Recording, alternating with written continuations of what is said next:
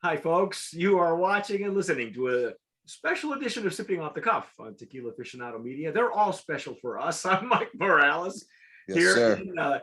in Southern California, in the San Gabriel Valley. That guy out there is. Skip Falconer in Los Angeles, California. Yes, the home of the Los Angeles Rams, your world champion. That's right. And I called it. By the time you folks see this video, it'll be April. You know, I was calling it before the game. But yeah, it's only February here now. This is special for me and for Skip because if you've watched our video prior, that was the branding video of this really literally brand new again on the market, right? But in the right way. This is called Luna Nueva. Look at that label. Oh, beautiful. That reminds me of remember the old vodka bottles you could see through, or some of the old Herradura, the Cristeros, where it was a frosted glass and you could see through it. It was clear. Very reminiscent of stuff like that. This is the silver, the Blanco tequila. They're calling it silver, which is fine. As usual, we're gonna just pour the juice. We're gonna sip it and tell you all the ins and outs later on. Lots of bubbles. Lots of bubbles. Oh, Skip, you know how I feel about bubbles. This is a screw top, which is really cool. Okay. So sustainability, number one, not a bad thing. I don't mind it at all. You know, some of us might like cork, some of us don't really mind. We're gonna pour it my Stasso Jarrito here for tequila. And I'm pouring mine in my Glencairn. The handy dandy Glencairn. The handy dandy. So we are going to check it out. And yeah, I guess you can see that pretty well on my camera. I'm impressed that I have actually good lighting today, because most of the time it's not the case. Let's see, the legs and tears are taking a little bit there they go. A little bit of time to develop. I got tears on my glass here that is just staying there. It's just really nice. See, and I've got they're streaming. They're streaming like Netflix or like us on YouTube. Oh, yeah. Oh, there they go. Man. There they go. Beautiful. Oh, nice. The legs and tears, you know, why you ask why it's important. It's, you know, you get an idea of what the mouthfeel will be like. You know, if they're runny and streamy and not clinging to the glass, it's not, you know, it doesn't denote the quality of the flavor, but maybe the mouthfeel sometimes. And also visually, it's got to be pretty. You know, some tequilas, Skip and I just did one where it was really shiny, and literally, it could be because of the natural glycerin that happens in a Blanco. It could be they're adding glycerin to the Blanco. They shouldn't be doing that, but it is allowed. And sometimes some people will tell you that you shouldn't adulterate a Blanco, and other distilleries will tell you it's an interpretation of the law. Okay, and we have had tequila Blancos that we've discovered had an additive, and sometimes we don't actually find out about it until the next day. I always leave my glass out. I even wrote an article about this. If you want to know whether your favorite tequila has additives or not, after you have it, 1 or 2 sips at night, leave your glass out, come back to it in the morning, and if it smells like you just poured yourself another one, or it smells like orange candy or something, there's something wrong with your tequila. Because the additive will always leave a clue on glass. So this one is 100%. They say no additives in here. Yeah, and we'll tell you why in a second. Okay, but I want to get to the aroma here in a sec. Oh yeah. Oh. Agave. Agave. Agave, yes. Agave. And wow, it's a much deeper agave. You know, it's not dense and it's not bright. You know, I'm not getting now I'm getting a little bit more of the citrus, but Yeah. at first whiff, it's agave, and it's a clean agave. It's not, it's more of a cooked than baked. Yes. Okay. Because baked agave will be a little bit deeper. It'll be denser. And chances are they're using an autoclave, a brick oven for that kind of aroma. Mm-hmm. In this case, it's a bit brighter to me, a bit greener now that it's opening up. It is. It is. Well, they're using two different. They're using highland and lowland agaves. Okay, all right, that's okay. I'll buy that. Because of the distillery it's coming from. Yeah. 14, Yeah, 14. 14. Feliciano Vivanco y Asociados. Lately, they have been putting out some stellar tequilas, and it is, I'll have to say, one of our favorites here at Tequila Aficionado for a lot of the TJs. Dude. Yeah, just the aroma alone is just the agave is just so nice in here, man. But you know what I liked is that first whiff. We just broke the seal off of these. These have been sitting in my living room floor for a few weeks, actually. Yeah. But what I like is that when you first open it up and there's no cork, there's nothing in there to leach or anything. It was a much denser cooked aroma, and as it blooms and opens up, then you start getting the bright lime notes. I'm getting lime. Citrus, yeah. And if you know anything about the Vivanco, if you've been to Viva Mexico, that the distillery itself, I've been there once. I was told by David Suro, who was actually my guide on that trip. He said the secret to the flavor profile of Siembra Azul, for instance, and maybe some of the other brands that are coming out of there, are the citrus trees that surround the distillery, because this distillery, open air fermentation. I believe it's stainless steel vats, but they do play the Mozart method. In other words, when it ferments, they're playing Mozart, and it's a trademark of the master distiller, the chemical engineer who designed that system. And there's a few distilleries that use it, and they use this religiously. Okay. Wow. Are you ready to dive in? I'm Let's do it. Let's yeah. Go.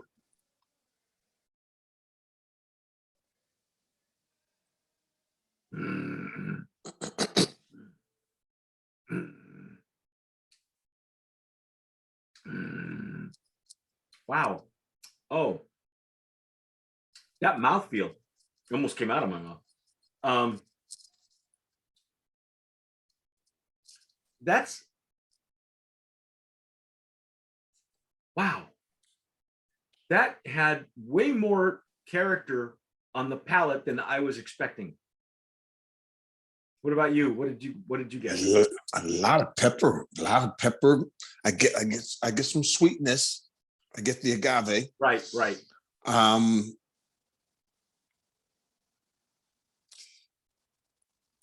It's so good. I know. you guys are listening to us on Spotify. You should see his face right now. What a finish! What a finish! I only took a little sip, and it's still, what a finish! It's a long, lingering finish. Oh, and it's warm. It's like, oh, tuck me in bed and put a cover over. I love it. That, folks, is a descriptor. Okay, don't let anybody fool you. It smells like roses in the middle of the winter. No. That was a descriptor. Okay, this is the tequila that'll put you to bed in a nice way. Yes. Oh, I got to go in for the set. That was just our first pass. Okay, I'm gonna try it again here.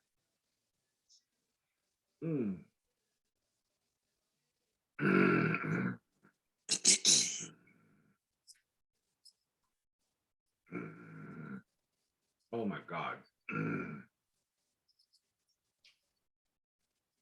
I got just a hint of anise, Yes. The mouthfeel, you know, like I said, I thought it would be lighter, but it's got a much denser mouthfeel.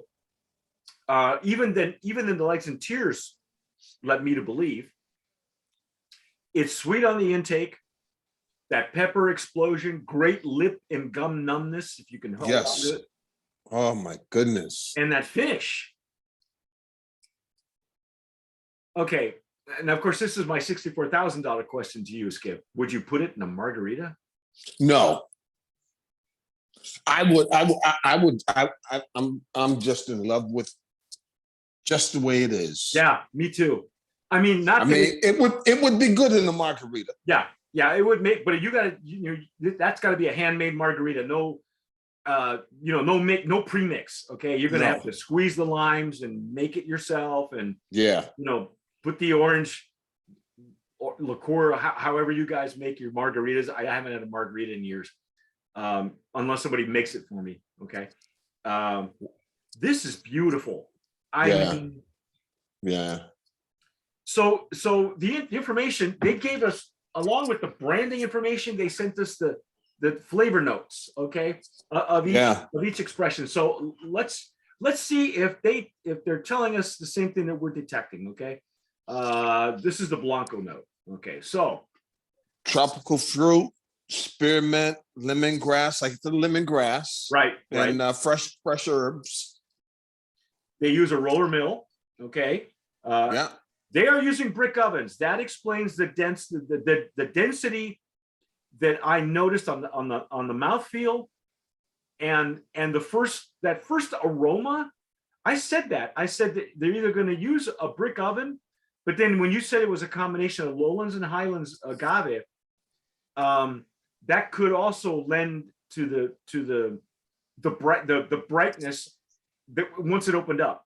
But I really was in love that when you first unscrew that cap, you don't get the lime zest. You get that agave denseness, and I like that. I caught that right away because sometimes we'll take the cork and sniff it, but there was no cork in this bottle, so you take the bottleneck and sniff in. Right. And right away on that first pass. Well, on my first pass, there was absolutely, it was really light. And then the pepper explosion came in the middle, and then the warmness, the warm and fuzzy at the end. Oh man. Now they use stainless steel. They don't use copper pots because there's a limit of how much copper you can use on the agave. And that's okay. That's cool. Everybody does it differently. El Tesoro does it in copper. It probably has a copper wire though, and that may be the way to do it. Yeah. Natural spring water, all 100% fermentation, 100% stainless steel tanks. I do know that it's open air, and because they do play the Mozart method, and wow, and they got they have a couple of tasting notes and aroma notes, because they basically when you ask a catador for notes, they can give you, well, which would you prefer, aroma notes or flavor notes? And I like doing both, especially once we do the grading system. Skip, what else can we say, man? Brand of Promise nominee in that Blanco category. Oh, absolutely. Strong. Absolutely. This is a strong, and I think and like you, I think it would stand up to a cocktail. I wouldn't do anything super fancy with it. Just traditional. Yeah. Margarita. Know what you're doing. Yeah. Or, I think it would even, now that ranch water is a big deal, I think it would really stand up to a good ranch water, some Topo Chico, something really traditional. Mm. The way they have their palomas, they take they pour it in Sprite, I think. You take this and pour it in your Sprite and drink it that way. But spend time with it, folks, because there is some substantial agave in this thing, unmistakable. Yes. It is quality. It's a quality Blanco, hands down. It really is. It really is, man. Yeah, but you know what? I can't wait to try the rest of them. So, me either. Yeah, I know. We're just gonna. For those of you listening to us on Spotify, you're just keep listening. Go to the next one because you're gonna hear all kinds of really strange noises. You're not gonna know what that means, and you're gonna. And if I'm giggling, hey, yeah, it's because this is wonderful. Yeah, if you're watching us on YouTube, you saw his face. Take a look at that. Should be the thumbnail. The look on your face of delight. This is beautiful. Luna Nueva, look at this. Go check out the branding video that we just posted on Instagram. Look at the bubbles. Check that out, man. Yeah. Oh, I haven't seen bubbles like that since Herradura before, pre-diffuser. Although Skip and I did have one just the other day that had bubbles like this. Yes. But anyway, I digress. You've been watching and listening, Sipping Off the Cuff on Tequila Aficionado Media on all of our channels and networks. Follow us on Instagram, Facebook, Twitter, Pinterest. You can follow Skip on his Instagram. Follow me, but don't bother. Follow TA instead. And whatever you do, tomar sabiamente. Sip wisely.